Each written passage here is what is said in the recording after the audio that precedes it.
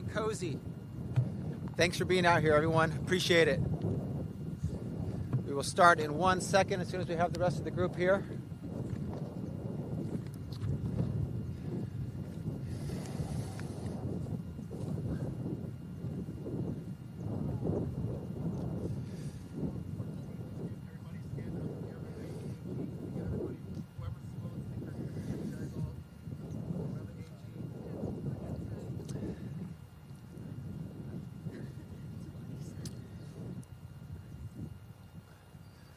Right.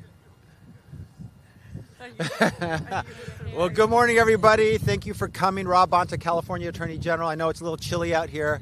I appreciate your patience, your accommodation.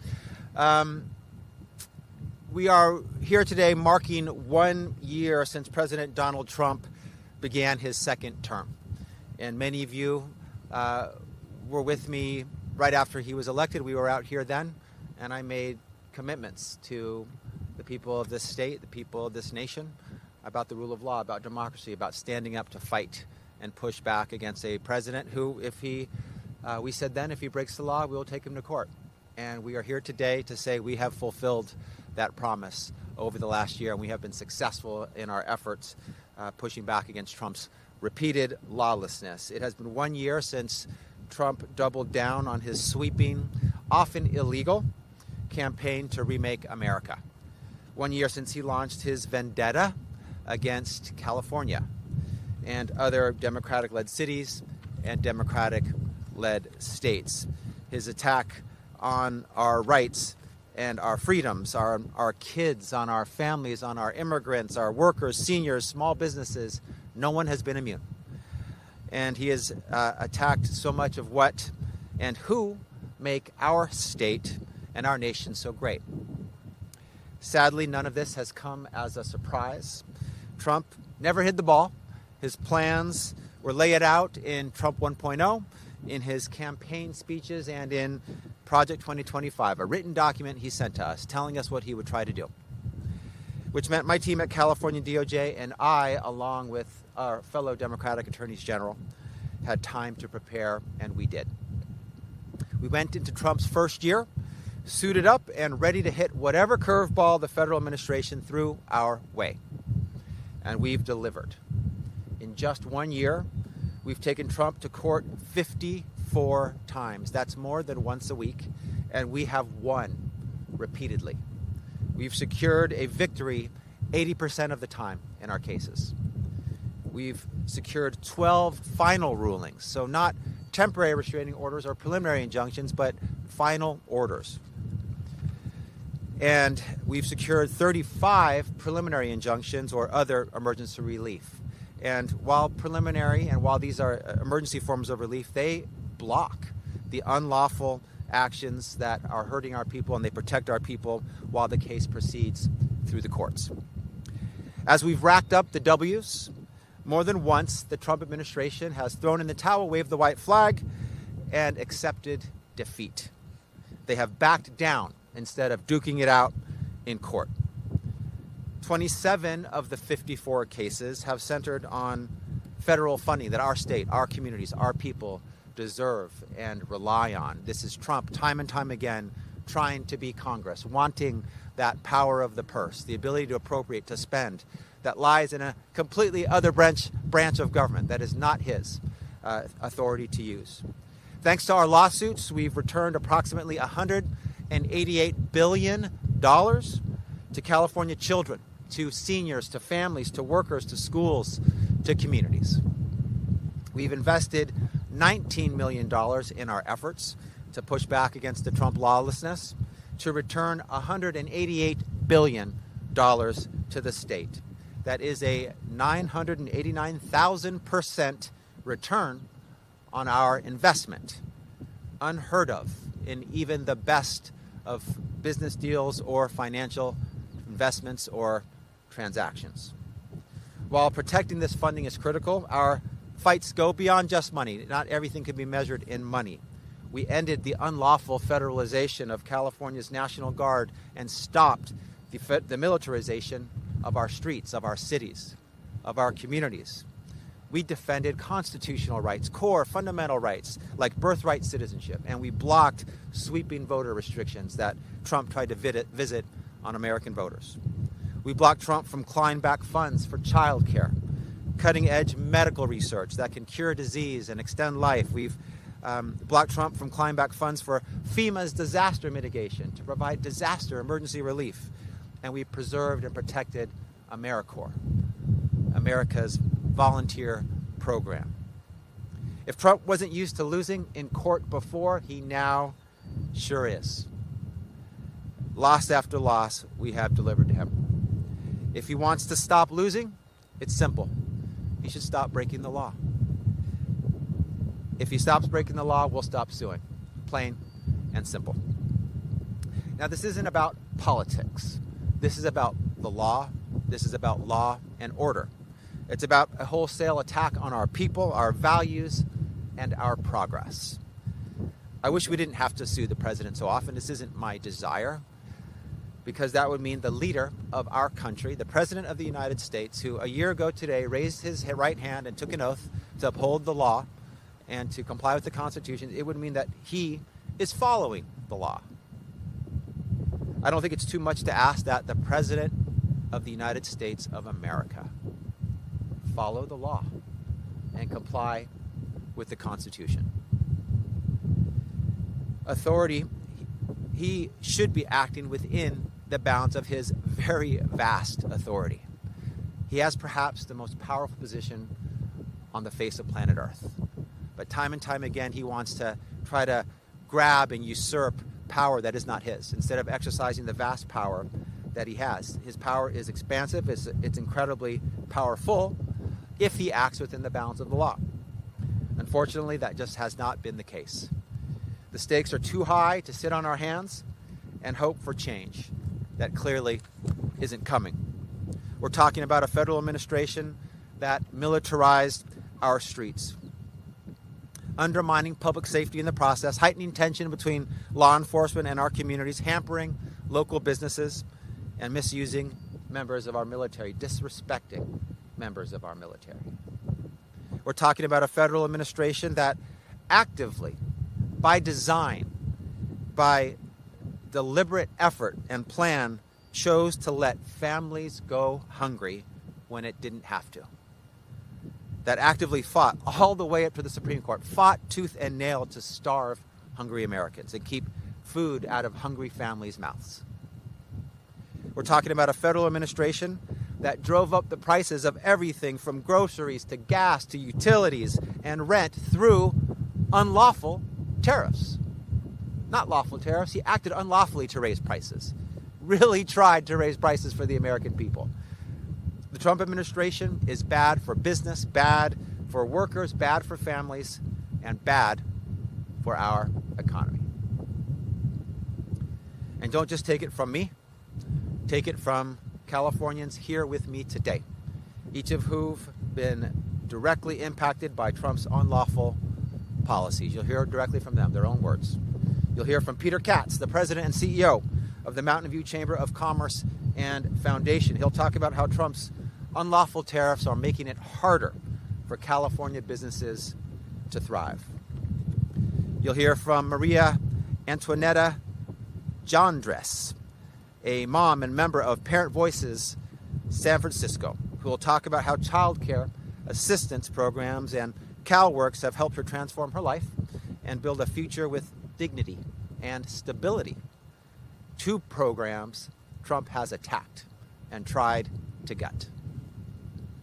You'll hear from Dr. Gina Fromer, president and CEO of Glide, who will talk about the increased demand on her organization since Trump took office and the impact Trump's SNAP cuts have had on the community. And finally, you'll hear from Jaden De La Cruz, who works with mission graduates through AmeriCorps, helping provide educational opportunities for under-resourced youth right here in San Francisco. I want to thank each of them for telling their stories. I want to thank each of them for their courage, for standing up, for speaking out. It isn't easy to speak truth to power, especially when the person in power is a vindictive bully who tries to intimidate, who tries to silence. But it's important. that we speak truth. We need more truth seekers and more truth tellers, because each of their stories is important. The devastating impact the Trump administration is having on everyday people is real, and we need to talk about it. And so you'll hear from them shortly. We can't abandon our principles, our California values, just because the president has put a target on our state, because we're worried about what he may do if we stand up to his bullying, his bluster, his blatant and brazen lawlessness, if we dare to push back. No one is above the law, not even the president. I'm here to reaffirm what I said the last time I stood on this field. If Trump breaks the law, I'll take him to court. Period. Full stop. We've done that, and we're ready for whatever comes next. If Trump harms our people, I'll fight back. I'll never turn my back on our rights, on our freedoms, on our people. As I stand here today, I've never been more proud to serve as the people's attorney, as California's Attorney General. I've never been prouder to represent the most populous state in the nation and the fourth largest economy in the world. I've never been prouder to stand side by side with my fellow Democratic attorneys general who are fighting across the state, with Governor Newsom who is fighting, with public servants across the state and nation, with anyone and everyone who's willing to stand up for what's right. Because every voice matters. Everyone's got skin in this game. Everyone has a role to play. The stakes are far, far too high to sit this one out and to stay on the sidelines. If we've learned anything from this past year, from our resounding successes in court, from marches that flooded our communities and hit the streets, from acts big and small that spoke out against this administration's unlawful policies, if we've learned anything, it is this: we shouldn't be hopeless, because we're not helpless. Not when we stand united, when we have each other's back and when we lock arms. Not when we stay engaged, stay enraged about this president's abuses of power. Not when we stand up for what makes our nation great, our Constitution, our democracy, and our people. As California Attorney General, you've got my word. I always will. I'll always stand with you and fight for you. Before I open it up to questions, I want to turn it over to our speakers today, starting with Peter Katz, the President and CEO of the Mountain View Chamber of Commerce and Foundation. Thank you, Attorney General. I'm Peter Katz, and I want to thank the Attorney General for all of his efforts on behalf of our business community. He's been a tireless defender of our rights and of our livelihoods. I'd like to say on behalf of our small businesses that if there's one thing that hurts our business more than anything, it's chaos, it's unpredictability, and that has been absolutely the hallmark of the last year. When you have small businesses that can barely survive as it is, that operate on razor-thin margins, and you invoke tariffs that affect every aspect of their business. And I mean it both on the cost side, so think about it. Forks, knives, napkins, all of these things cost more and are critical to running the business. Those costs are going up. Meanwhile, you have the fear and hesitancy on part of patrons. So fewer patrons are coming. Fewer patrons, more costs. Many businesses are going under. They cannot afford the whiplash of these tariffs, the suddenness of these tariffs, and the dramatic impacts of these tariffs. They don't have the time to adjust. They're going under. And these are the storefronts, the people you know, the small businesses that just make up the jewels of our downtowns and our communities. It also impacts everyone's health. And by that I mean most of our hospitals use equipment that is made overseas, repaired overseas. And now we can't get the parts. We can't service them. That costs lives. And most important is the fact that all of the things that the Attorney General mentioned a few minutes ago, These are all interrelated. All the things that my esteemed colleagues here from the nonprofit industries will talk about when we lose funding and all for our social services, this is all related.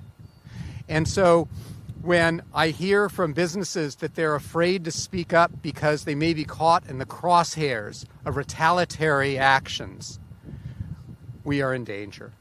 So I want to thank everyone who's up here again today for this opportunity.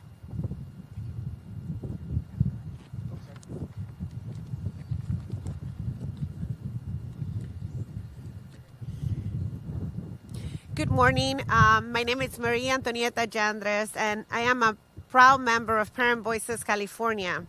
I am honored here to stand with Attorney General Rob Bonta, representing families who have benefited from childcare and CalWORKs, and who are counting on these programs to remain protected.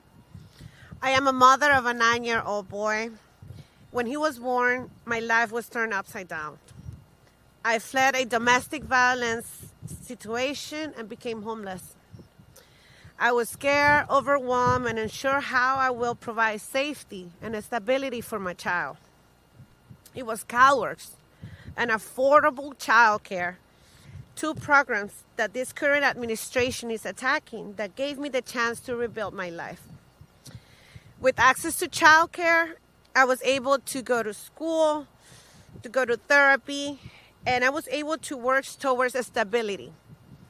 Reliable and dependable childcare providers made all the difference, because without childcare, I was not able to work. Without work, there is no path forward. Today, I stand here as a survivor, as a married woman.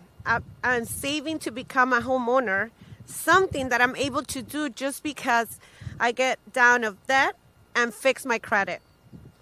I work 3 jobs. I earned my paralegal and notary certificate from San Francisco City College. I have my own business, Antonieta Consulting Services. And I also work as housing service coordinator and supporting families that are in CalWORKs. This is what success looks like when families are trusted with support instead of being punished for needing it. The families and providers impacted by this federal funding freeze are real people. They're not just numbers. They're not just disposable. We're parents working hard to build stable lives and providers that are doing some of the most important work in our society. Parent Voices just conducted a survey. 100 parents responded. 89% said that their ability to work will be negatively impacted, and 63% said that they will have to quit their job. This is unacceptable. Right now, there is a temporary injunction stopping the freeze of childcare in TANF, but temporary is not enough. If this freeze is allowed to move forward, even briefly, it will be devastating. Childcare providers will not survive a delayed payment, not even one. Childcare providers are already among the lowest paid workers in this country. That is a shame, despite the critical role they play in raising the next generation. When the government works, it can be a source of real and positive change. I am a living proof of that. And we will keep fighting until every family has access to the care they deserve and every provider has the wages and respect they deserve. Thank you.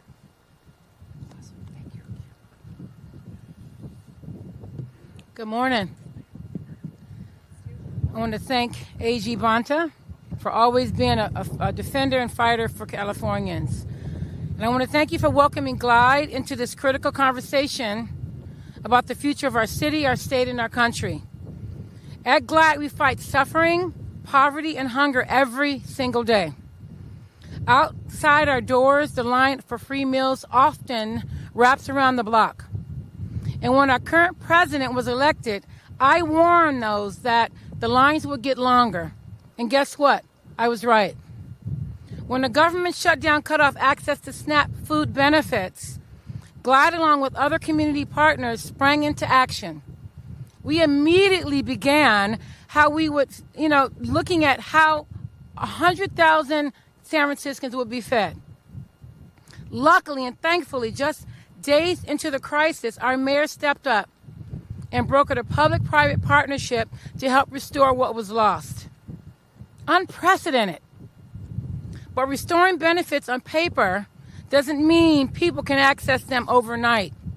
Understanding how to re-enroll and navigate the system takes time, especially for our unhoused clients and neighbors. We walked clients through the process step by step. And even when the mayor's intervention, stepped in, we served a record number of people per meal during the early days of the SNAP shutdown. And guess what? That record did not last. This January, we broke it again. In one lunch service, we served over 1,000 people. I need to be clear with you. This is only the beginning. City government estimates that by the end of 2027, 20,000 San Franciscans could lose CalFresh benefits because of H.R. 1. At the same time, between 25,000 and 50 residents could lose Medi-Cal coverage. This is unacceptable. When people are pushed into poverty by medical bills and hunger, these things don't disappear. They turn to nonprofits like Glide for help. What gives me hope, AG, is California's commitment to fighting for its most vulnerable residents. Last November, Attorney General Rob Bonta's office stood up against policies that would have stripped food assistance for 5.2 million Californians. This year, Californians will need more support than ever. We're facing this possibility of 3.4 million people losing medical coverage and 3.1 million families seeing their food benefits just reduced or go away. We have a choice. The right choice is to stand together as San Franciscans and Californians to prevent this harm, to advocate against these cuts, to continue to fight for what's right. The right choice is to set aside funding to support anyone who loses benefits. And at Glide, we will continue to serve our community unconditionally no matter what. We invite you to stand with us. Come to Glide, volunteer, serve a meal, see us firsthand. And you can sign up at glide.org, of course, volunteer. The next 3 years will be difficult, folks, but we can make it through. San Francisco is resilient and California is resilient. If we stand together as a community, as we're doing right now, as a city and as a state, no one should face hunger or hardship alone. Thank you.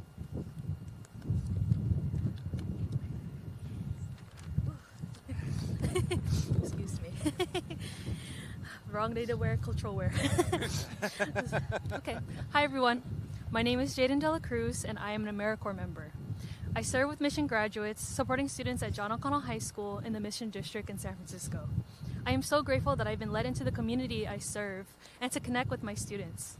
I've gotten to know who they truly are, what dreams they have, the struggles they go through, and who they aspire to be in the future. This is actually my second year of service, which is something I didn't think I was going to be able to say back in April 2025, when thousands of fellow AmeriCorps members and I had their terms abruptly cut short by DOJ. Never mind the livelihoods of our members, some with their own families to take care of, or some already working multiple jobs. All of us were relying on being paid our barely livable wages that were promised in our contracts, and that money was taken away in the blink of an eye by a billionaire. Never mind that we had plans for our students, helping them with finals, taking them on college tours, celebration, graduations. All of our efforts of the previous months were terminated, just like that. Many of us wondered, would we be able to explain to our kids why they could no longer see us? And ultimately, would we be able to say goodbye? What angered me the most was how unfair it was to my students and to our communities that deserve our service. My students deserve better. My students deserve to have the support they need. They deserve stability in their often chaotic lives, and they deserve access to an adult who won't suddenly be taken away from them because they were deemed an unnecessary cost. One of the biggest indicators of a young person's success and well-being is whether or not they have a trusted adult that they can go to. And for many of us, we are that trusted adult in our youth's lives. Truthfully, when I began my term as an AmeriCorps, I did not think that I would have an impact as just one member. Because how could I, as one person, even begin to change the whole system? How could I counteract the years of systemic oppression that have conditioned my students to feel inferior for being themselves? How could I fill in the ever-widening gap left by an intentional lack of resources and barriers that have limited my students' aspirations? However, I began to realize that through my service, if you positively affect even just one person that you serve, that is what impact is. It's the connections you've made, the compassion you bring, the commitment you choose every time you show up, even though your work is hard, undervalued, and underpaid. You, as someone who serves your community, you are the impact in motion. So when DOJ cuts AmeriCorps down, they tell us that people serving our communities are unnecessary. But for every volunteer, nonprofit worker, educator, those of us serving our communities, we know best that our work is imperative. Serving our communities is crucial in building a more accessible and equitable future for our students. And especially in a time where our government continues to take more and more away, we have to be the ones to give. Thank you. Awesome. Well, thank you all. I just want to say thank you to my fellow speakers for telling their stories. And I think having heard those, you can see what makes California great on full display. The desire to help others, to serve others, to make our future better, to care about our community, and to know that we're all in this together. And I'm grateful for that. And that's how we're going to continue to push back and make progress here. When we fight, we win. When we fight together, we can't be stopped. And we will continue to fight to push back against the lawlessness of this Trump administration. So after a year of fighting, we've shown a lot of success. We are clear-eyed and sober about what the future holds. We know that Trump is escalating and things might get worse before they get better. But what's not going to change is our commitment, our resilience, our fight, our strength, our power here in California. And I'm proud to lead my incredible California Department of Justice on the front lines and in the trenches of this fight. And that's where we're staying as we get into year 2 here of this unprecedentedly lawless presidential administration of Donald Trump. With that, I'm happy to take any questions you might have.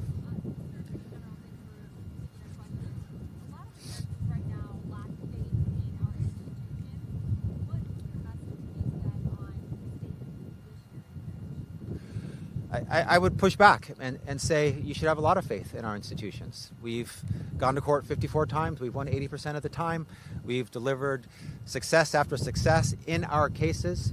The Trump administration, with a couple of minor exceptions, is following the court orders. The courts are alive and well. The judiciary as an institution is alive and well, as strong as ever, as needed as ever. And the states led by attorneys general, at least the Democratic ones, the Republican AGs haven't lifted a finger to push back against the lawlessness, but the Democratic ones are expressing our state sovereignty by going to court, securing orders when the Trump administration acts lawlessly. So what people should have no faith in is the Trump administration's ability to act lawfully. All concern, all worry, all anger should be directed at Trump. He is the one that has created this. This is his lawlessness. These are his actions. This is him trying to take away federal funding, attacking your Americans' constitutional rights. And it is us, the Democratic attorneys general, and the courts who call balls and strikes and look at the facts and the law and issue orders that are preventing it. And so I understand that people are anxious and worried, that they're scared about the future. But our democracy is resilient and strong, and it is definitely being stress tested by one man and his lawless agenda. But it is holding strong in the face of those attacks. It has held strong over the last year, and I think it'll continue to hold strong going forward. I have every bit of faith in that. Too much pressure is on the judiciary right now with the legislative branch not really accepting the executive? I mean, we have legislative branches in states throughout the nation that are fighting, that are active, but at the federal level, they are a supine Republican-led Congress that is doing nothing, that is standing by as a co-equal branch of government, embarrassingly so, and saying, Trump, do what you want. You want the reins of Congress? Have at it. Give us the order, we'll follow the order. Tell us if you want us to jump, we'll ask how high. It is sickeningly embarrassing that they are not acting as a co-equal branch of government, doing their job, standing up for the rule of law, letting the president run roughshod over them. So that's going to change this year. as Democrats retake the House, there will be a real check and balance, as is designed by the founders and the U.S. Constitution. But I have no faith in the Republicans leading Congress. And so AGs have stepped up. Proud of my colleagues for being in this fight. And the courts, I mean, if you read these opinions, and I know you have, you can see how shocked the courts are by the degree of lawlessness. They say things like, I haven't seen anything so blatantly unconstitutional in 40 years on the bench. They say that Trump is untethered from the facts. They, you know, in their most articulate judicial language, basically say this is insanity, what is happening with this Trump administration. And they're acting quickly and aggressively because the lawlessness is so out of control. And, you know, they're doing their job. And I'm grateful for that. They're doing it with courage because the Trump administration is someone who says, you know, calls them so-called judges and asks to impeach the judges and undercuts the credibility of the judiciary. But this is what they signed up for. I mean, no one signed up for Trump being so off the rails and so lawless. But we have a job to do. And I'm grateful for the judiciary for doing their job under these unprecedented circumstances. Hi.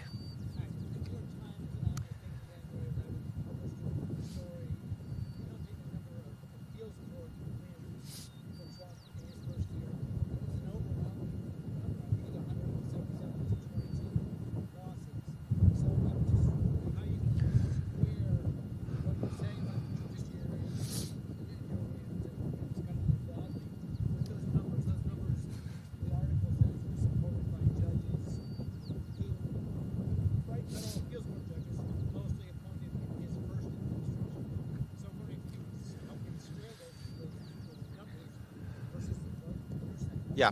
So first, the trial courts often have the final word on a lot of these cases. So a lot of cases don't get appealed. Most, by and large, vast majority never get to the U.S. Supreme Court. And most appellate courts and the U.S. Supreme Court, when they're issuing orders, they're issuing procedural orders for the time being. There could be a stay of a lower court order, but it's not a final decision on the merits.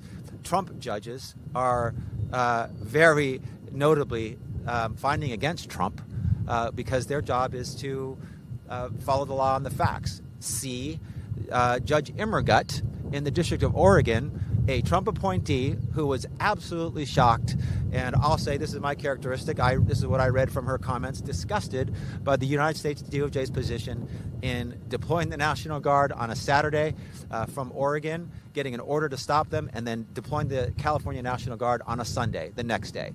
And it was disgusting. It was completely lawless, and she ordered against them firmly, clearly, as a Trump-appointed judge. So I'll also point to you the U.S. Supreme Court, the highest appellate court in the land, their decision on the Trump administration's deployment of the National Guard in Illinois, which applied to the deployment in Oregon as well as California, where they basically closed the door and ended the chapter of Trump's unlawful invocation of 10 U.S.C. 12406 and basically said you can't use it anymore to treat the National Guard as the Royal Guard, to treat them as your own personal police force, to deploy when you want, for as long as you want, where you want. And so we're winning at the appellate level. Are we winning every time? We're not. But by and large, we are securing orders that block the unlawfulness. And it's not even close. It's so blatantly unlawful. So 80% of the time we're winning. Yes, sometimes there are stays at the appellate level. Sometimes on the emergency docket at the U.S. Supreme Court, there are stays. And sometimes we win at the U.S. Supreme Court, as we did on the National Guard, a high-stakes issue. The tariffs case is coming down for the United States Supreme Court shortly. I was in the courtroom during that oral argument. I believe we're going to win that case. We'll see. I might be right, I might be wrong, but this is what Trump has said is his number one policy priority. These unlawful tariffs are his number one policy priority, and I believe they're on the verge of getting struck down by the U.S. Supreme Court. So we're confident in front of any court. Do we win every day? No, but we win most days. We win 80% of the time.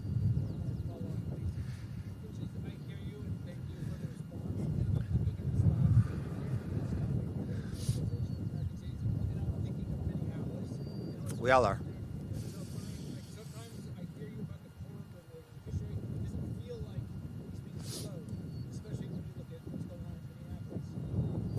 Well, look, I mean, with the National Guard, he had 4,000 California National Guard unlawfully federalized and deployed in California, 700 Marines, like nearly 5,000 in LA in the early days with his unlawful deployment. Today, he has 0.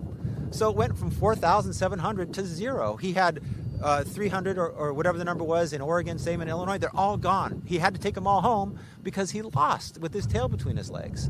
So if that's not progress, I don't know what is. The unlawful federalization and deployment of the National Guard was ended. We stopped it. We blocked it. We won. We sent them all home. They were returned to the commander, their actual commander-in-chief, Governor Newsom here, and the governors of the other states. That's a win. And does it mean he's done? No, but it means he can't use that federal law anymore. He's going to have to try to use something else, and he will. We always knew it. This is no surprise to us, but we closed a whole area of unlawful action to him, and now he's trying to pivot to the Insurrection Act. There's no insurrection. There is no insurrection. There's no insurrection, no matter what he says. And if you're blowing whistles or honking horns or protesting on the streets of Minneapolis, that is not an insurrection. It's just not. Does it mean he won't try? Of course not. He'll try. And he'll lose. He will lose in court. So he's up the ante with all sorts of things, foreign policy as well. Whether it be, the middle of the night raid into Venezuela and bringing Maduro to the United States, his attempts to take over Greenland and raise tariffs against NATO allies, to decide not to prosecute, or at least not even investigate the killing, potentially murder of Renee Good, and instead to investigate Governor Walz and Mayor Fry. Like, people look at this, and anyone with common sense thinks it's outrageous, because it is. And these are emerging in real time, just as the National Guard's deployment in LA emerged in real time. And we won. We got court orders within days, and then we won a final decision after 6 months. And all the Guard were sent home. We're going to win here too. But all of the anger, all the frustration, all of the concern should be focused on Trump. These are his actions. They don't have to happen, but he's choosing them deliberately and intentionally, trying to break the law, trying to have power, usurp power that's not his. And so we're going to stop him. We're going to block him, as we have in year 1.